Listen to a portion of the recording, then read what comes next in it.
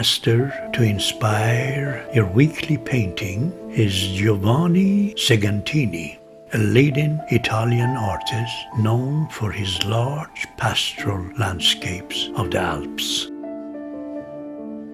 Segantini was one of the most renowned artists in Europe during the late 19th century who lived between the years 1858 and 1899. His early works were natural depiction of the glimpses of typical rural and peasant life.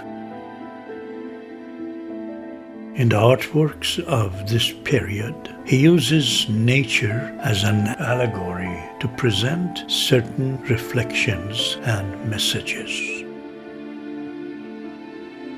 Later in life, as his popularity builds up, he gives up the normal application of shading and blending of colors and begins to use a new technique of divisionism. In his unique technique, Segantini places small amounts of various colors side by side of each other. Rather than mixing them, he relies on the human eyes to do the job. He uses thick, narrow, and short brushstrokes of contrasting colors to produce brilliance in his paintings. He often mixes gold powder and gold leaf into the paint to add extra brightness to his art. The metallic pigment emphasizes the vibrant light of the Alpine scenery and its shimmering mountain peaks. By way of applying his distinctive divisionism technique, Segantini intertwines nature with symbols in a unique and personal way. The rich impasto and the dense quality of the painted surface places his paintings among the most extraordinary and captivating landscapes produced in Europe at the end of the 19th century. Segantini's paintings reflect the crispy and transparency of the atmosphere.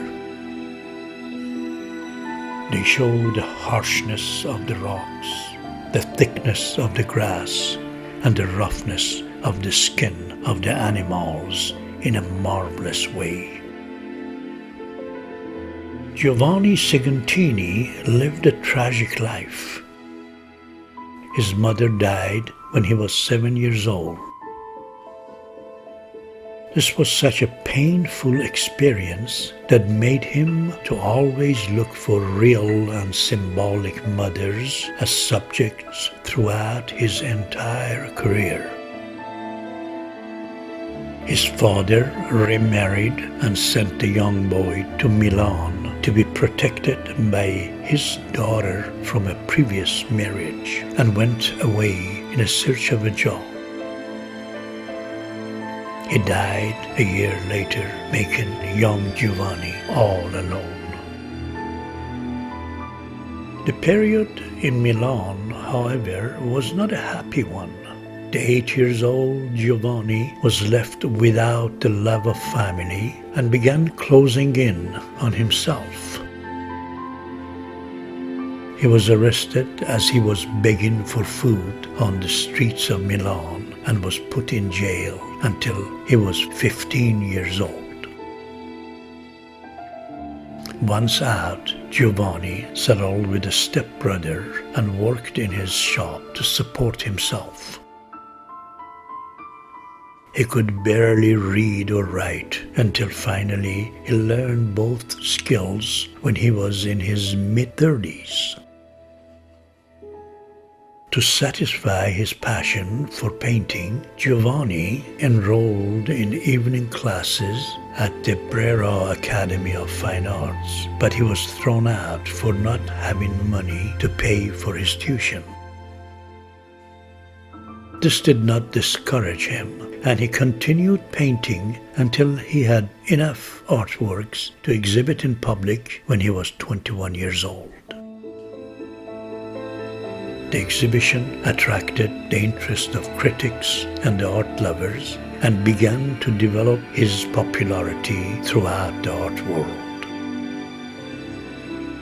In 1890, in order to directly paint in nature, Segantini moved to the high mountain and clear light of the Swiss Alps. This was the first time that he experienced joy in his short life painting outdoors, which he loved. He built himself a mobile studio high in the mountains to allow him keep his often large canvases overnight on the site. But unfortunately, painting in the high-altitude mountains, the continuous cold and intense pace of his work had major effect in his health.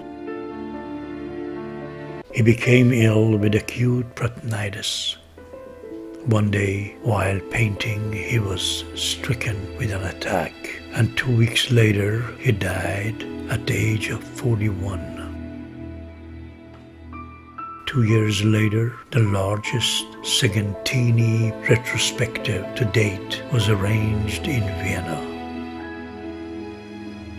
In 1908, the Museum of Segantini was established in St. Moritz, Switzerland.